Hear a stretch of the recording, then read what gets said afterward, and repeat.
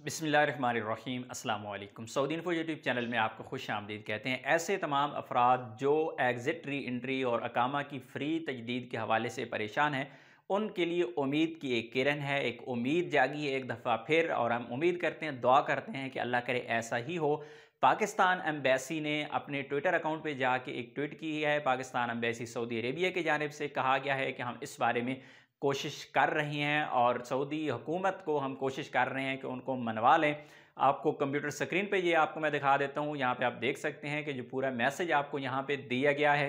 We know some fellow Pakistanis are facing problem of last minute Iqama renewal. This may be due to some technical issues. We are talking to up with relevant Saudi authorities and are confident that as in past, KSA will provide maximum facilitation to Pakistani expatriates and resolve this issue.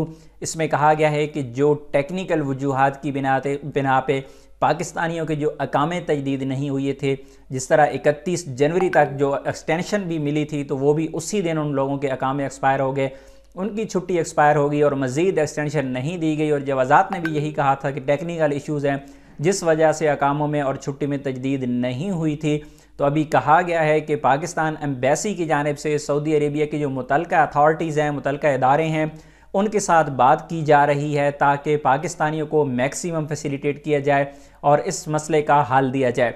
अल्लाह करे कि ये बात Pakistan embassy की जानिब से जो की जा रही है सऊदी अथॉरिटीज़ से, अल्लाह करे कि इस पर कोई इत्तफ़ाक़ राय हो जाए और कम से कम अगर 31 मार्च तक फ्री एक्सटेंशन नहीं भी मिलती तो कम से कम फरवरी का महीना अगर पूरा मिल जाता है तो मज़ीद अगले 10-15 दिन में जितने भी पाकिस्तानी फंसे हुए हैं, जिनकी कफ़ील कंपनी उनके साथ स्पेशली कोऑपरेट नहीं कर रहे, तो वो इजीली सफ़र कर पाएंगे। बहरहाल फ़िलहाल जो एम्बेसी की जानिब से कहा गया है, हमें एक नई उम्मीद लगी है। एक बार फिर ये मसला बिल्कुल चुप हो चुका था और यहाँ पर बिल्कुल उम्मीदें दम तोड़ चुकी थी, लेकिन एक बार फिर अच्छी खबर सुनने को मिली है। तो इंशाल्लाह हम उम्मीद करते हैं कि इसके रिज़ल्ट्स भी अच्छे आएंगे और अल्लाह से दुआ है कि अल्लाह तमाम परदेसियों की हिफाजत फरमाए और उनकी मुश्किलात को आसान फरमाए। अपनी दुआ में याद रखिएगा। अस्सलामु अलैकुम।